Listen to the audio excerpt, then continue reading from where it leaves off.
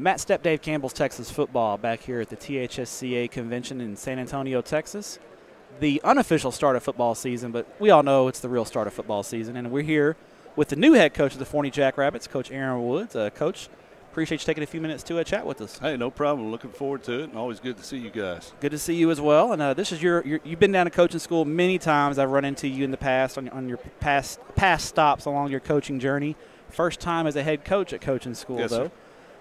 Is it any different? Do you have a little bit longer agenda items of things to do since you're now in the big chair? Well, Joey McGuire, when I worked at Cedar Hill, did a great job of vanishing on when coaching school come around, and so I did a lot of the planning. Okay. So it was just business as usual for me, and just picked up where I left off. But it is a little different being the man, where people are asking questions and what to do and where to go and check into what hotel. But it's just good to see a lot of familiar faces and meet new ones. And this is my 16th coaching school, so it's always great to come to, especially San Antonio. Everybody loves San Antonio. So yeah, I was gonna say, and Houston did a great job at coaching school last year, but I think San Antonio just with all the restaurants and the Riverwalk and all the hotels in close proximity, it's a ton of fun, and the turnout down here is always really, really big. Yeah, I couldn't believe how many people were at the door at noon today to get in here, which is great. It's just a great example of our profession and our association here in Texas, that it's that important to be here when the doors open, and to get your stuff and to get signed up and get your certifications. That really shows what Texas high school football is all about. Now, you mentioned your agenda. What all? You mentioned you used to putting one together. What all's on your agenda for this weekend? Well, the three mandatories are the meeting with me, all the coaches that have come down there. We go through what I call the book, and how we do things the Jackrabbit way as coaches, and then we've got our regional meeting and our general meeting that I expect our coaches to attend as well, to be association guys. And then we got this new tackling certification that is important to get done, and it's an opportunity to get better as coaches. So those are the things I'm pushing to make sure that our guys are getting completed before they go home. Do you go to listen to any of the college speakers or any of those guys talk, or do you try to catch those at the clinics earlier in the off season? Usually the smaller clinics. I found those are a little bit better to go to. I've been around so much, and being at Cedar Hill and some of those college coaches coming through, I've developed a relationship with those guys. I can pull them to the side when you pass them by, and you can have a conversation with them. Last year there was some good clinic talks that we had. Coach John Kittner actually gave one that was really good, being at Waxahachie last year. But with all the certification, trying to get the classes done, it's hard to find time to get into one of the college clinics and talk to those guys. All right, now let's look ahead to 2018 in Forney. Now, one of the challenges you had was you got there late April, so the off season was just about over with. You had to kind of get a staff put together at a fairly late juncture.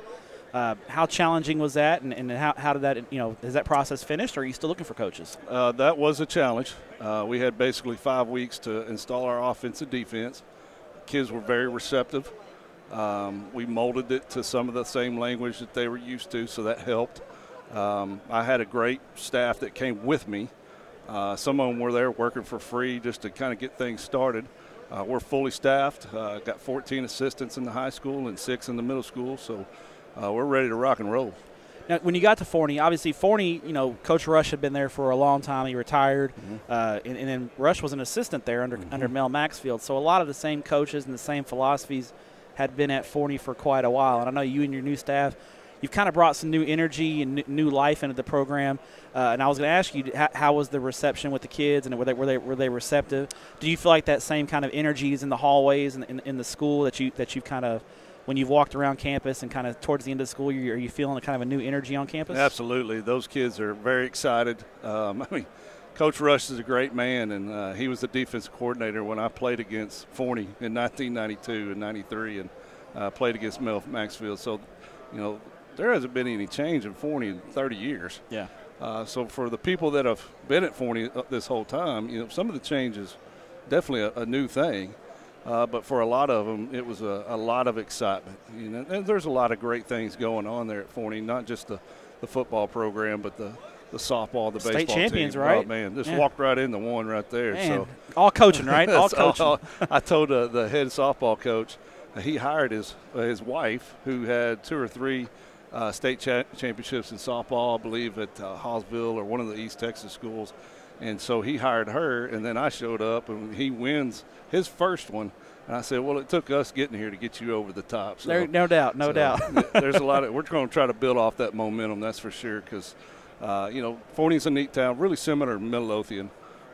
Split the schools. Midlothian High had been Midlothian High forever. Yep. And so that newness of, what Coach Lee Wigginton did going over to Midlothian Heritage and building a culture, that's what's happened in Forney. And Randy took that and ran with it last year at North Forney, and he's a culture builder. So just that new excitement. It's fun to be with them. They're really fired up, and really looking forward to see what happens when we start the season there in the fall. Let's look ahead to 2018 in your district. It's not an easy district. That UIL puts you guys, I believe, in a 9-team district. Yep. So you guys are going to be starting pretty early. I know you didn't do spring ball because you got there so late. So you're going to get the extra scrimmage. Yep. Which a really good-looking guy that works for Dave Campbell's, I think, helped set that up, right? That's right. I appreciate that.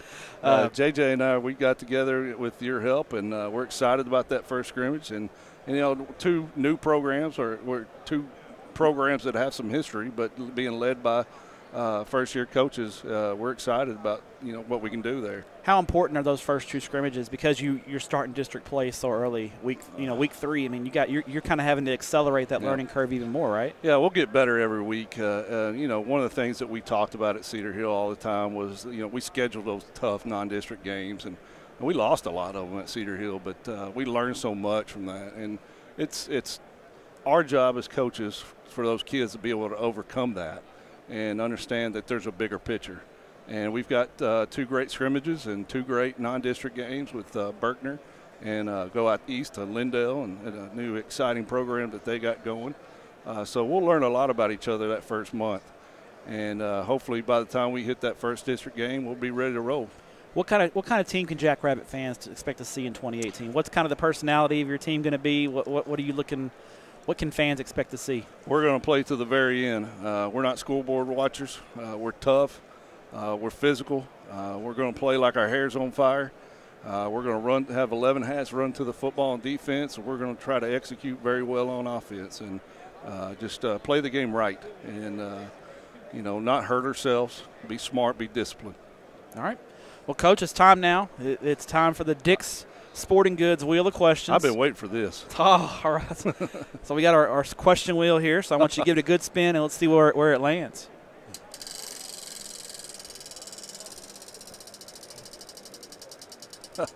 The excitement is building. We got – all right. This is a good one. There we go. Tell us your favorite state in the union, not Texas. It has to be Oklahoma, believe it or not, because my beautiful wife is from Oklahoma. Okay, all right, so all right. there we go. All right. Hopefully she sees this and I get some brownie points later. Is that the only reason you like Oklahoma? I mean, it's a good reason to like Oklahoma. That is absolutely the only reason I like Oklahoma. Coach, we appreciate your time. Congrats on the new Thank you. gig. Appreciate what you do for the student athletes in the state of Texas. Thank you.